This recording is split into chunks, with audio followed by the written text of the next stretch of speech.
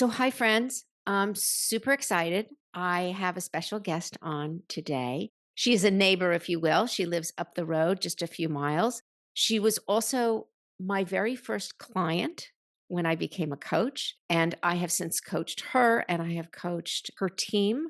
She is the co owner of an international company known as SongDivison, and I will let her explain that company later in our conversation. She is also the board president of the Maui Food Bank.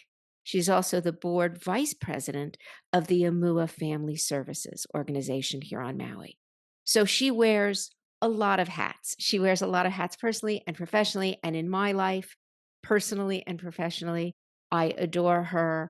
And ironically, the reason I have her on this podcast today is actually not because of all of the professional hats that she wears or because we have a personal relationship, but she has a particular expertise in addition to being a great wife and mother and friend and colleague. She is also a world traveler, which is something that for any of you who've ever listened to my podcast know I'm not a huge fan of. I have been around the world. I have traveled to many places. I don't have that calling that so many people do who love to travel for business or love to travel for pleasure. And the truth is, the reason secretly is partly because I'm a homebody and partly because I have an inordinate fear of packing, which I have done many blog posts on. And every time it comes up and I have a trip coming up, I call my good friend, Marsha Sharpe, and I say, oh dear, I have to pack for a trip. What do I do? So, with that, I want to welcome my dear friend and client and colleague and all things Marsha Sharpe to the podcast. Thank you, Jackie. It's an honor to be here. Oh, thank you. So, Marsha, I'm going to kind of dive in the middle.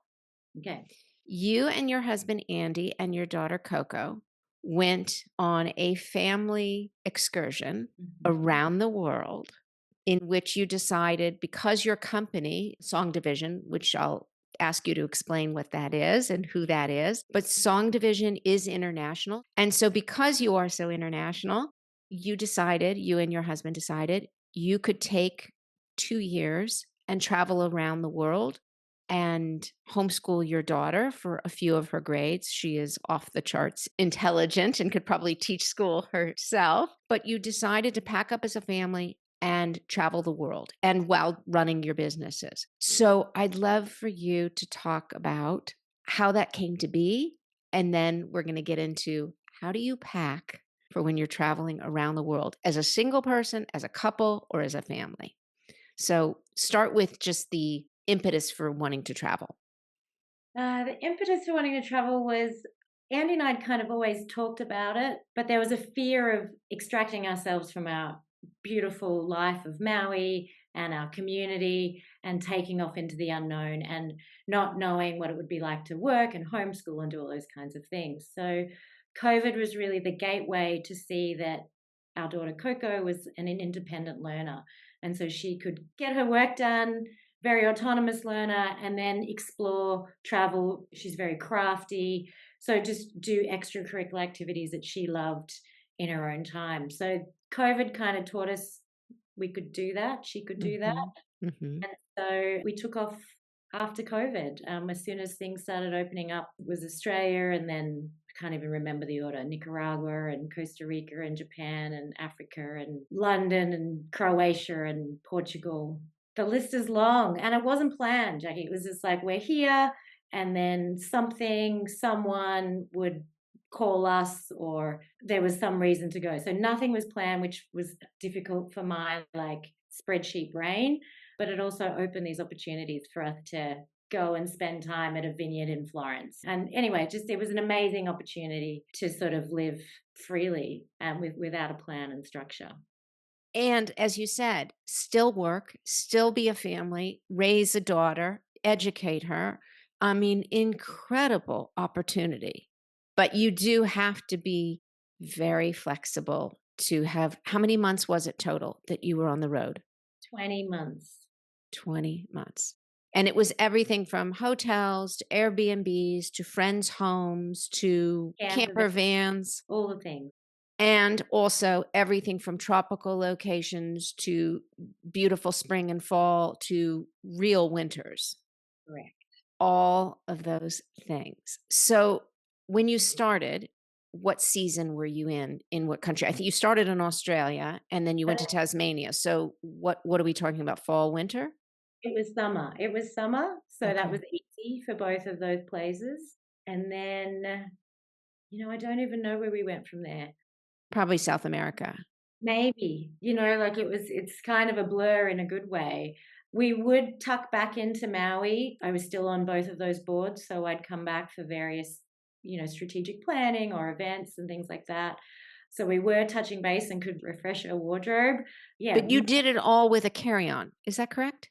most of the time, when we hit a winter location, we might take an extra bag between the three of us. Or actually, it was last summer, we went to Europe and we had a wedding and a black tie event. And so we needed an extra bag for that. And I figured out it's £100 to post back 3 pairs of dress shoes, a men's suit, and a dress back to Maui instead of taking it to 5 other locations. So there's ways of doing that, of either mailing it back, or we have a great network of friends that are always moving. So I keep threatening to draw where our luggage went. Like we'd hand a bag to somebody and it would go to their house in Boston and then it would be picked up in Las Vegas. And we had It's some unbelievable. we had some transiting luggage around the world. As somebody like myself who's prides themselves on being extremely organized and a great planner and a relative minimalist and always has things sort of in its place and a place for everything. For some reason, my brain, when it comes to packing, goes into a fear based mode. It was interesting. I was talking to another colleague of mine, my friend Maggie Reyes, who's a coach, and she was getting ready. She worked in the cruise industry, and not on the ships, but in the back. And she was getting ready for a big cruise with her husband, and she sent me a note and she said something like, "Oh dear, now I have to pack." And it's like, here's somebody who's worked in that industry, who's been on a million cruises in her life and has traveled quite a bit. She travels quite a bit for work and conferences and things. And she said packing was such a drama for her. And so she texted me because she knows it's a drama for me. And I thought, okay, it obviously is not a problem for many people. I know people who travel for a living and they've just got their suitcase already packed. I know people who have no fear of bringing like 5 bags and they don't care what it costs and they don't care how much it weighs. They just figure, I want all the things and I'll just bring as much as I need. It's gotten very expensive to travel with a lot of luggage. It's also very unwieldy if you're traveling by yourself and you don't have somebody to help you.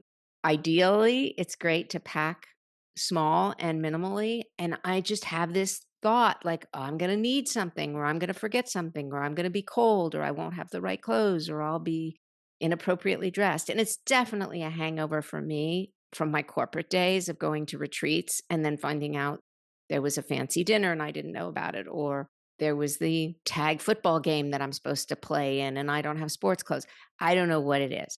But so, can you walk us through how you do most of your packing? I'm about to go to Whistler, Canada pretty soon for a few days, which has me on my heels because I don't have any winter clothes.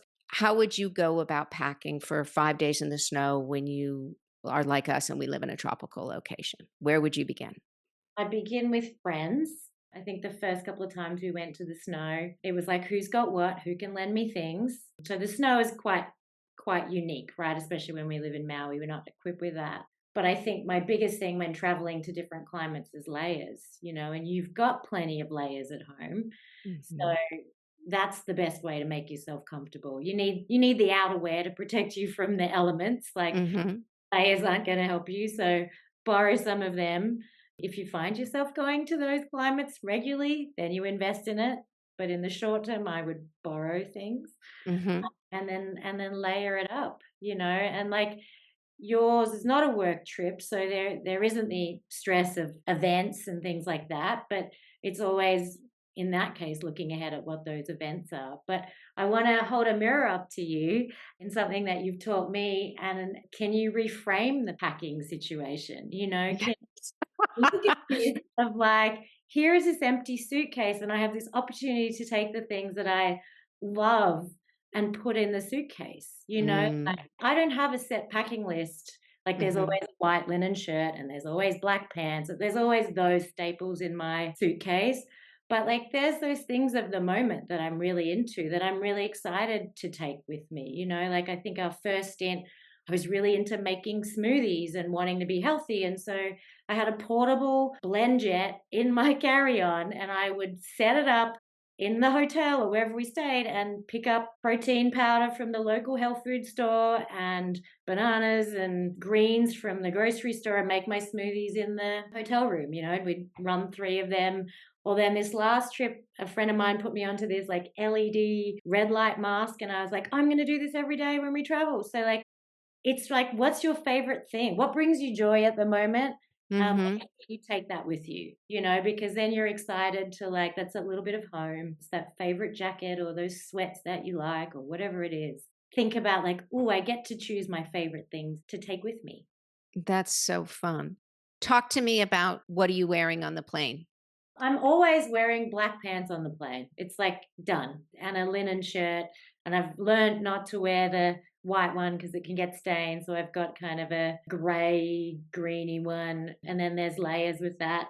And then, my bulkier shoes, really. So if I'm going to be taking boots, then I'll wear the boots on the plane, which is a little bit haphazard when you're leaving Maui. And if you're taking a long flight, like, I like to walk through the airport, I like to get some steps in before we're sitting down for a long time. Oh, that's a smart thing. That's really smart. Use the airport as your exercise for the day. Yeah. Do you bring food on the plane? Because you and I are both healthy eaters, and plane food is typically, if there is any food on the plane, sometimes there isn't, it's not the healthiest place to eat. So, what do you do when you're traveling? What's your meal I plan? I do take some food on the plane, depending what stint it is. I might have had made something at home that I'll take on the plane with me. I'll always pre-order on the flight what it is, so maybe you can put your food allergies or preferences in. Hmm. But I hate being hungry, and so I'll have a bag of some nuts and, almond butter sachets and some granola bars, all those kind of little things on the plane for myself and my family, who are often hungry too. I was going to say, you're also packing for your family. So, what's your carry-on preference? Like, what goes in your carry-on? Not your carry-on suitcase, but your extra bag. I've got a backpack because I don't want to be weighing one shoulder down. Like, we tend to shove everything in and then you're off balance. So I've got a backpack that slides onto the handle of the carry on. So then Hmm. you're pulling that along with you. But in that is my laptop, a notebook, snacks. I do have a very light change of clothes in there because sometimes you ask Hmm. for me carry on. And so then I have a small, like, cleanser, all those kinds of things. So if I get stuck, I'm a creature of habit and my skin is very, like, sensitive. So I've got all of those things with me, and sleep gummies, an organizer for all my chargers, headphones, all those kinds of things. They're the staples that always go in my backpack. That's my next question. If you're going to different countries, it's different electrical outlets and chargers and things.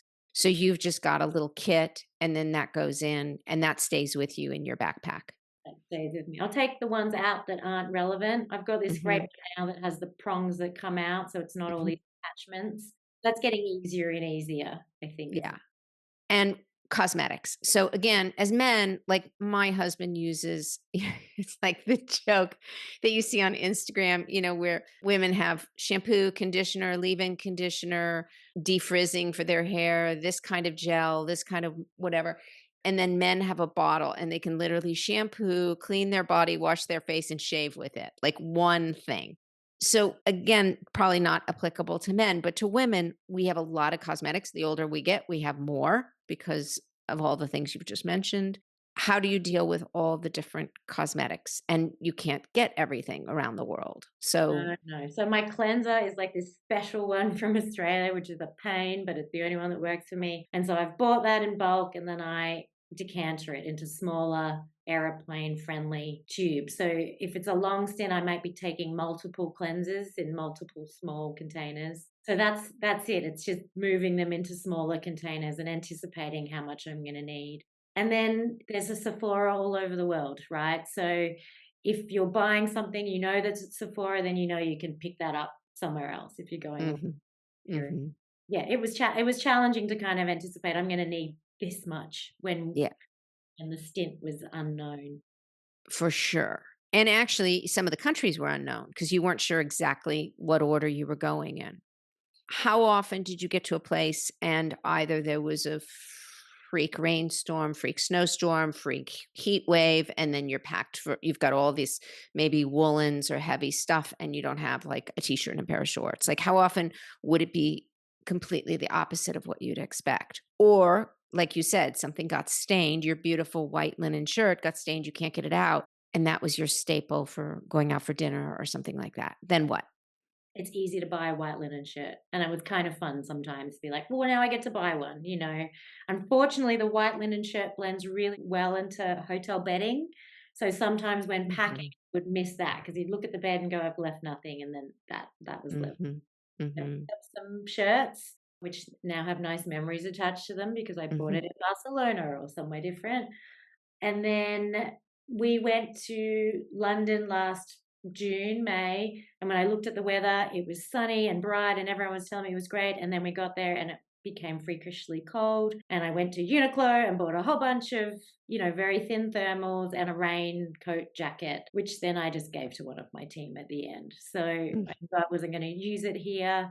Like, you've got to be willing to part with things along the way, right? And expect to lose things. Like, my husband was always like, "We've lost a charger." I'm like, "That's the cost of traveling. Like, it's gonna happen. You're gonna lose things along the way." Yeah. I've got a funny story though. Someone gave us Apple tags as a Christmas gift last year, which was the most amazing thing ever. Yes. After I got rid of this suitcase in London to mail back our formal wear, I accidentally left the Apple tag in there. So now when I look at my phone, I can see this suitcase in the outskirts of London that has my Apple tag in it, which makes me laugh all the time. You No, intentionally gave it away, but you forgot the Apple tag was in it. yeah, That's hilarious, and so you keep yeah. getting reminders that your bag is somewhere. Somewhere else, I see this bag on the outskirts of London, which, That's a great story. if you don't have them when you're traveling, they're amazing. Yeah.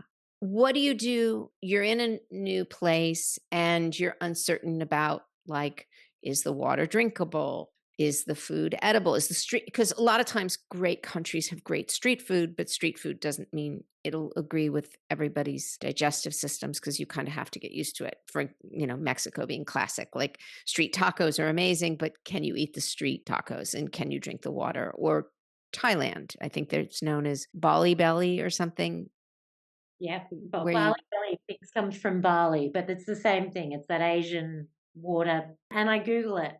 And sometimes in a new place, just to normalize all of our bodies, we might drink bottled water, or I will. Mm. I'm the most sensitive, but I will, you know, Mhm. ease myself into it. But we had the situation of we're in Athens and the tap water's great, and then we go to one of the islands and I drink the tap water and I spit it out because it's desalinated. So I Oh, assumed that all of the tap water in Greece was great, but it wasn't. So you live and learn. But I just Google. I ask the hotels. But yeah, I mean, touch wood, we didn't get that kind of sick. We picked up colds and coughs and all those kinds of things along the way, but we didn't get that kind of sick on our travels, which was great. and how do you deal with jet lag? It gets worse as we get older, I feel. I agree.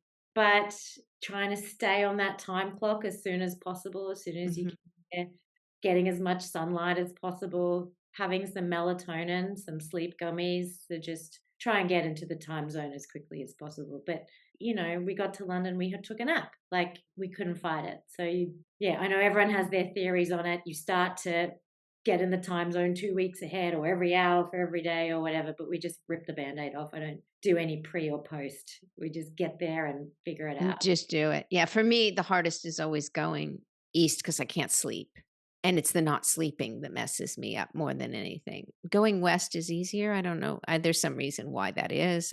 I don't know what the reason is, but going east, I'm like, when I go to New York, I'm always like wide awake for the entire time that I'm there. Yeah, they say that weighs, I don't know what the science is, but you're not alone. And what about getting comfortable on long flights, particularly with a family? Like, how do you all manage that? Now you have a teenage daughter, but you had a little girl when you were doing this travel. So, how did you keep her entertained? How do you avoid incredible back pain after 12 hours of being on a flight and things like that? What were some of your tricks? I bought every travel pillow known to man and I didn't find the one. So some people find the one, but I even bought that kind of hideous big triangle one that you blow up and put on the tray and stick your head in, your arms in. And Andy and Coco didn't want to know me. They were so embarrassed, but that didn't work. You suck it up, like you get as comfortable as you can. You try and move. At one point, when I had some back pain, I traveled with a small tennis ball and I would put that behind my back on the seat and move that around just to kind of, move the muscles and then on my feet and things like that. But yeah, it's just a band-aid. You've But just that's a clever idea though, so that when you get kind of those knots in your back or you just start getting utsy just from boredom or sitting there or whatever, a tennis ball is a really good idea. yeah, roll it around your back, get it on your feet, that kind of movement. Watching a movie. Coco was great at keeping herself entertained. So she'd read a book, she'd watch a movie. She was just like unlimited binging, right? She's not allowed to do that at home. So Right. like I will plug in and watch. And it'd be like, we're arriving here in the daytime, so it'd be really great if you get some sleep on the plane. So we would try and do that. And obviously, the airline wants you to do it too. So they shut everything down and make it easy to try and fall asleep. And depending on that, maybe it's some melatonin to help you drift off and get some sleep. And what's your favorite activity to do on the airplane? Like, what do you sort of relish being able to do because you are limited? I mean, it depends if you have internet or not, but you're limited to distractions. So, how do you enjoy passing the time when you're doing a long haul? And when I Um, say long haul, I think anything over 5 hours. the first little bit, I just like to sit in silence. Like no one can call me. Nothing can be done. If my husband Mm-hmm. and daughter are occupied, it's great. I then clean out my computer and my emails. Like I'm not a great filer of emails like some people. So then that's my opportunity to really clean house Mm-hmm. and new things coming in. So that feels really good. And then I might watch a movie. Like people are really surprised. They think I've watched all the movies because we're flying so much, but I kind of don't get to the TV movie thing until I've cleaned out my emails and Mm-hmm. I listen to a lot of good podcasts too. I like to just kind of sit, have my eyes closed. Mm. You need variety, I think, right? Like Yeah. you have a book, you want to have a movie, you want to have, a journal. Like, yeah. Okay, so just a couple things, and then I want to recap what you've talked about. First, tell my audience about yours and Andy's company, SongDivison. And I know it's so hard to explain because it is 20 years old and it is international and it has a lot of components, but kind of in a nutshell, what does SongDivison do? We use the science of music to bring people together, teams, groups, corporates, interactive songwriting and experiences for teams all over the world using their creativity. I'm the worst at explaining it. But it's team building through music. It is team building, yeah, and conference energizers. Like sometimes it's a group of 10,000, so then it's not really team building, but really energizing through music. So it's 20, we're 21 years this year, so it's morphed and changed over the time, but fundamentally it's getting people to be creative with their teammates. That's awesome. And I've loved working with them. So thank you for including me in that team periodically. And I love your staff and the whole mission. And talk about, I mean, self explanatory a little bit, but now as the acting board president for the Maui Food Bank, talk a little bit about what the Maui Food Bank does here. It helps feed the hungry in Maui County. Maui County includes Lanai and Molokai as well. And, COVID was a big surge for us. We were starting to recover, and then we had the fires. So the food bank has its work cut out for us. Mhm, It's a mhm. great organization, well respected in the community, and does amazing work. So, yeah, it's a great staff, a great group of dedicated people. And And you've been part of it for as long as I've known you. so it's 7 years. Yeah. Yeah. Amazing, amazing. A long time to give your service.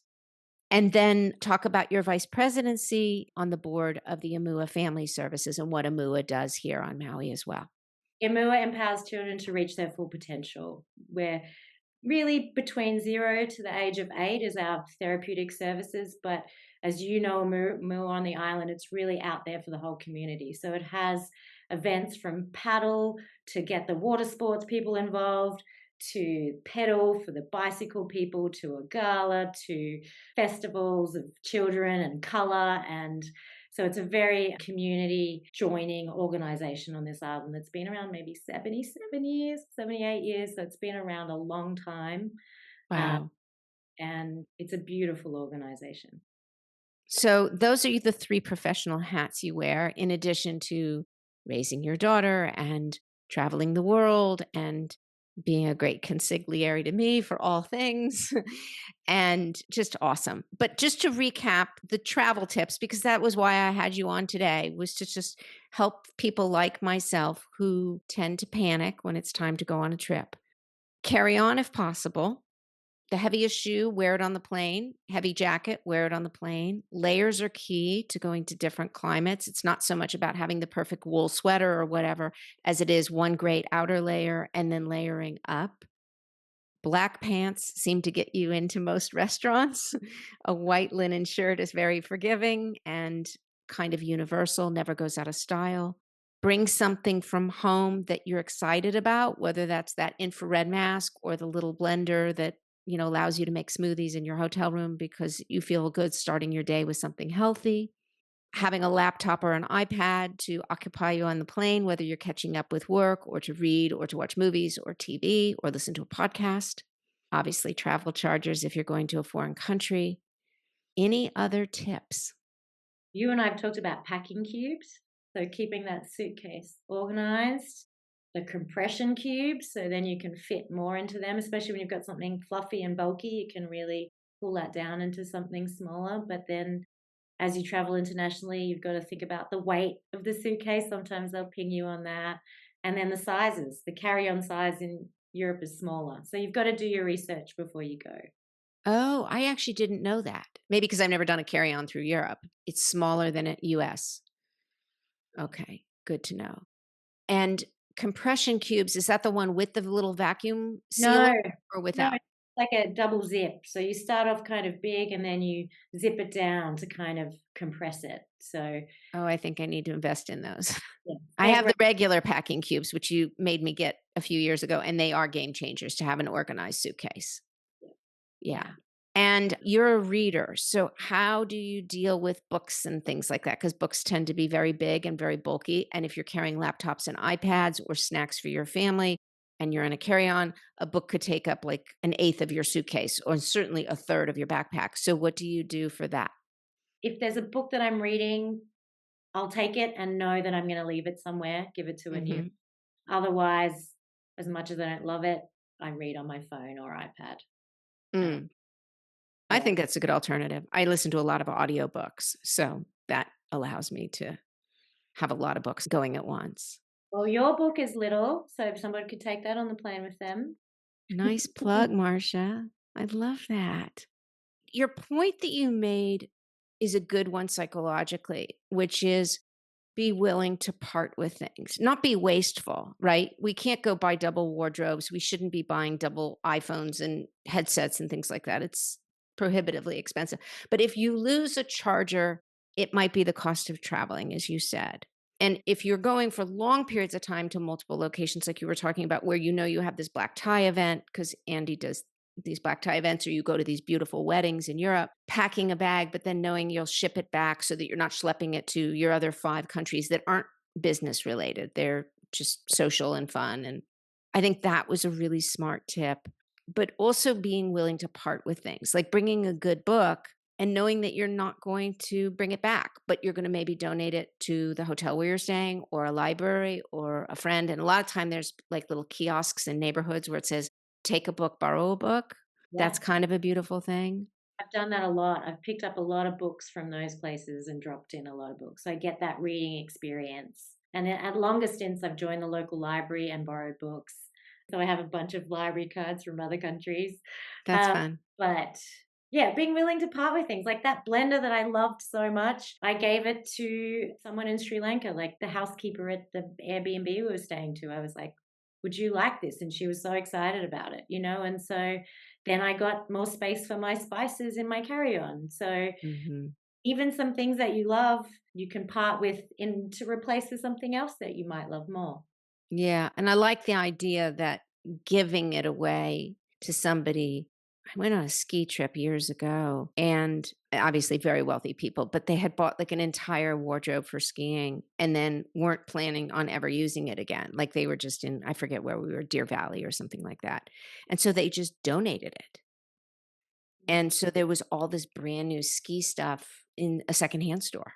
That store that I told you about, the Goodwill in London that I took the suitcase into, Uh, I walked in towards the counter looking making eye contact with the guy, and 2 people ran from different directions to grab that suitcase. Like, it didn't even make the counter, which is why I kind of, like, didn't even do that thorough check at the end because I was like, "Wow, it was grabbed," you know? So it, like, wow. found a new happy home.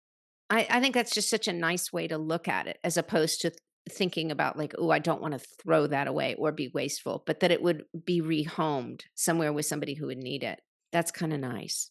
So, to that end, for my trip to Whistler, I'm borrowing a jacket from you. And another girlfriend gave me a few pieces for skiing as well, even though I don't ski, but to stay warm. But layers is the key. And I like the idea of being able to buy, like you said, big cities have most of the stores that we shop in anyway, whether it's Sephora or Ulta or Target or what have you. And the idea of being able to go to a store and buying relatively inexpensive layers if you're cold. So I think that was a great piece of advice too, whether it's Uniqlo or I think you told me Costco carries these. What's the layers that they sell? Heat Tech or something. Anyway, but I think that's a great idea too. And sometimes it gives you a mission. Like, I'm not a big buyer of things, and so if I need something, that gives me an excuse to go shopping in that city or neighborhood. And you're hunting for something, right? So you're on a mission. You're looking for a layer. You're looking for a new linen shirt. You're looking for something, and If left to my own druthers, I would just pack everything black. I like black. It's easy. It's both formal and casual. And if it's dirty or if there's a stain on it, you can't see it. And you can get away with murder in black. I also love white, but white is less forgiving because, as you said, you're on the airplane and all of a sudden ketchup is on you or something spills on you, and that's the end. But to break it up so that you're not always the woman in black or the woman in white with stains, do you bring accessories to kind of differentiate, and what's the trick there? So I have lots of scarves that I love. I love a big scarf on the plane. Like I said, I get colds. I like to wrap myself in my scarf. So that's fun. I'm not a big jewelry person, but that obviously that's a great way to accessorize. I just don't think too much about the clothing, right? Like, you're there to experience what you're there to see. And so I kind of think I can wear the same thing over and again because I don't know these people. They don't know me. It doesn't matter.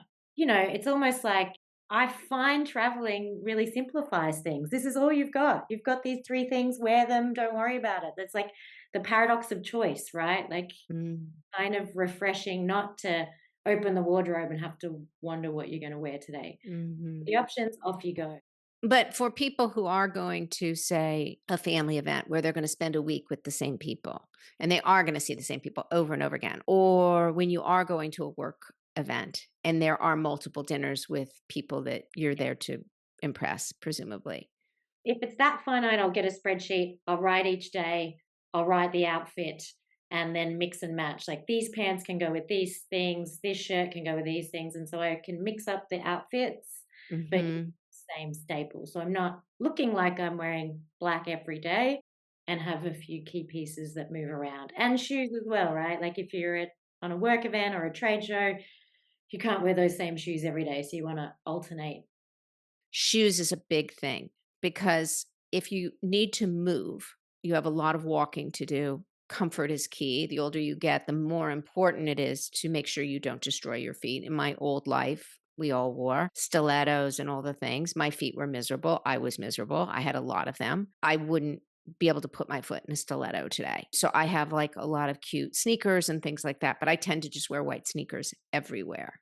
Okay, just do it. I wear workout shoes that double as walking shoes, and luckily, like, we have these great brands like On Clouds or Hoka's that look Yeah. cute that you can wear, and I know that's boring, but you can get away with that one pair of sneakers that double up, and then depending on where you're going, it's either boots or sandals, and, like, if you don't have to do the boots, you have the opportunity to take a couple of pairs of sandals, and like I said, I'll mail the heels back once I'm done with an event. Uh-huh. I don't wanna be shopping them all over the place. No, absolutely not. Marsha, this has been so fun and so helpful. And again, for those who are great travelers or great packers or just don't stress out about the little stuff, they might skip this episode.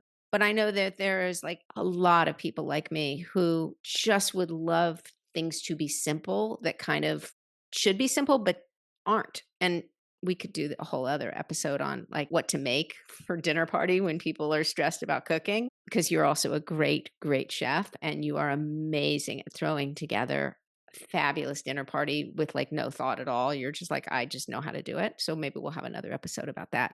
But I do think it really helps people, whether they travel for business or pleasure, to know that there's a way to simplify it and to be sort of unapologetic and comfortable, but also look appropriate and feel comfy.